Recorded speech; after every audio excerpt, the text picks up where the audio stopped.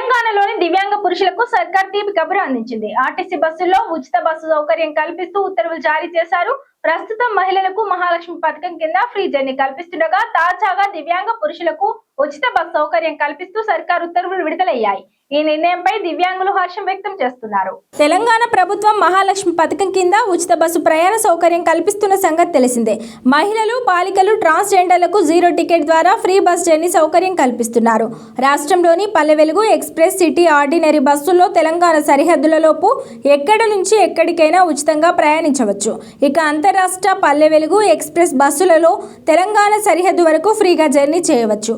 అయితే ఈ పథకాన్ని దివ్యాంగులకు వర్తింపచేయాలని గత కొన్ని రోజులుగా పెద్ద ఎత్తున డిమాండ్లు వినిపిస్తున్నాయి.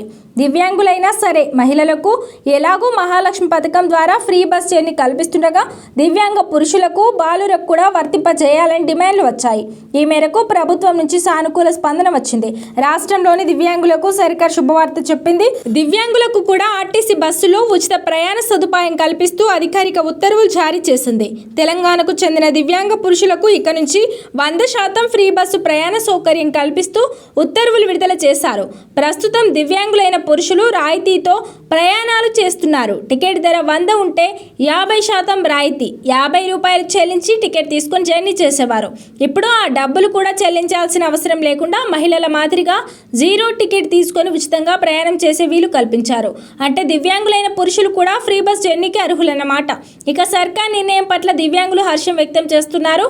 ఫ్రీ బస్ జర్నీ ద్వారా తమకు ఆర్థికంగా లబ్ధి చేకూరుతుందని అంటున్నారు. ఇదిలా ఉండగా ఉచిత బస్సు ప్రయాణం అందుబాటులోకి వచ్చిన తర్వాత ఆర్టీసీ బస్సుల్లో రద్దీ విపరీతంగా పెరిగింది. గతంలో రాష్ట్ర వ్యాప్తంగా రోజుకు 25 నుంచి 30 లక్షల మధ్య ప్రయాణాలు సాగితే ప్రస్తుతం ఆ సంఖ్య 60 లక్షలకు చేరుకుంది. ఈ నేపథ్యంలో కొత్త బస్సుల కొనుగోలుపై సర్కార్ ఫోకస్ పెట్టింది. ఇప్పటికే ఈవీ బస్సులు కొనుగోలు చేసి పలు మార్గాల్లో నడిపిస్తున్నారు. త్వరలోనే మరికొన్ని బస్సులు రోడ్డుకి ఎక్కనున్నాయి. మహిళా సంఘాల ద్వారా కూడా బస్సులను కొనుగోలు చేయించి అద్దె ప్రాతిపదికన నడుపుతున్నారు.